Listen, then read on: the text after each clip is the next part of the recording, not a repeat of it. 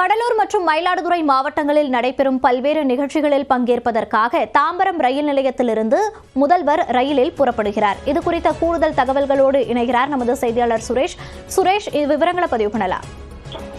அதாவது தமிழ்நாடு அரசு சார்பில் நாளை முதல் உங்களுடன் ஸ்டாலின் என்ற திட்டத்தின் முதல்வர் மு.க. ஸ்டாலின் அவர்கள் துவங்கி வைக்கின்றார். இதற்காக தமிழக முதல்வர் மு.க. ஸ்டாலின் அவர்கள் தாம்பரம் ரயில் நிலையத்திலிருந்து 2 நாள் பயணமாக ராமேஸ்வரம் விரைவு ரயிலில் இன்று சற்று முன் புறப்பட உள்ளார்.